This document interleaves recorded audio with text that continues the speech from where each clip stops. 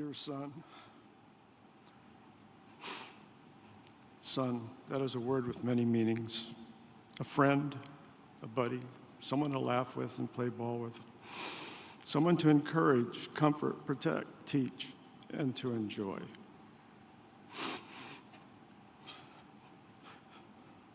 You, Scott, were my sun and my sunshine. You brightened my days.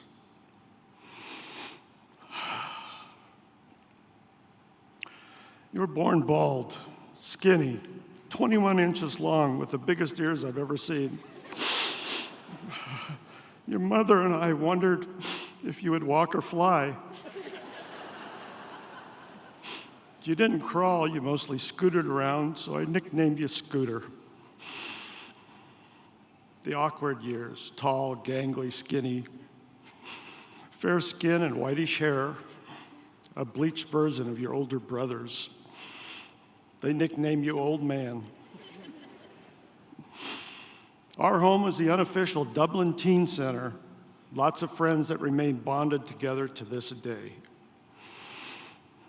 They all came. Your younger sister, Shelley, had you as her self-appointed bodyguard. Like a bear with its cub, you kept her teasing older brothers at bay. God help anyone who came between you and your sis. Watching that little tow-headed, rambunctious kid running and laughing always brought a smile to my face and pride to my heart.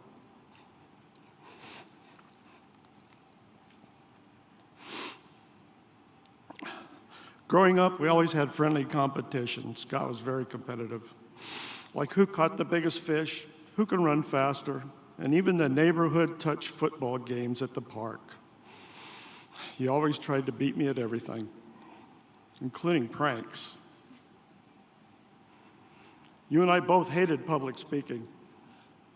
And here I am standing in Oracle Arena in front of a few of your closest and intimate friends and family members. You finally got me. As I stand here and reflect on your life, my heart is breaking for all the things we planned on doing together. Like A's games, your A's, my Giants. Our drought-delayed fishing trips to Jackson Meadows, Gurley Creek, and cowboying in Idaho. Memories of all the good times we had together are helping me get through this.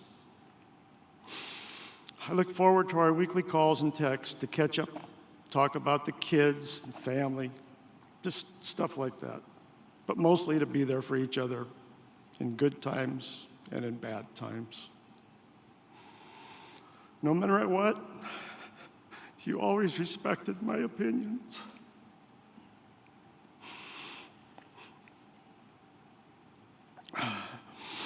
No matter what, you always respected my opinions and help. I was your dad, and you always be to me my little boy.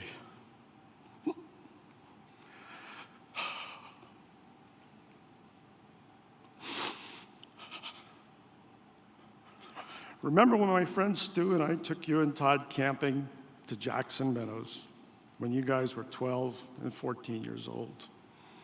While we were setting up camps, you guys asked, "Hey, Dad, can we take the dune buggy for a spin?" Reluctantly, after I made sure you're safely belted in, I let you go. But I said, as long as Todd drives and you stay in sight. In about 15 minutes, I didn't hear the dune buggy anymore. So I looked up the road, and here you guys come, crying, scratched, dirty. One of you was limping. Stu said, "Now, Dad, they look like they're alive. Don't scold them." I said, "Okay. What happened, guys?" Todd was first to say, "Scott did it." He drove us off the road. When we found the buggy, sure enough, it was in a ditch, broken windshield, broken headlight, and you, Scott, were shaking your head saying, "I'll never drive again, I'll never drive again." Oh, he did that a lot. And so what did you do? You got into a career that requires you to expertly operate a moving vehicle at high rates of speed while talking on the radio and looking at a computer screen. Scott, you're a talented electrician. You had a successful career with the IBEW Local 595. And then when you were about 30, you told me you wanted to enter the police academy. I wasn't too concerned because I thought at age 30 there was no way you would make it, especially with all of those young studs. But to my surprise, you passed and were accepted, and I was a very, very proud dad. Ever since then, I've been preparing myself for this day, as parents do. We talked about my concern for your safety a lot, and you always said, "Dad, don't worry. When it's your time to go, you can't do a thing about it. It's in God's hands." Well, your time to go came way too soon.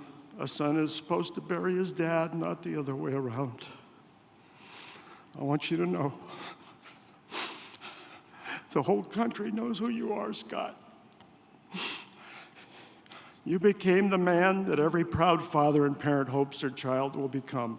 Humble, ethical, honest, brave, caring, generous, a leader with integrity, and a great sense of humor.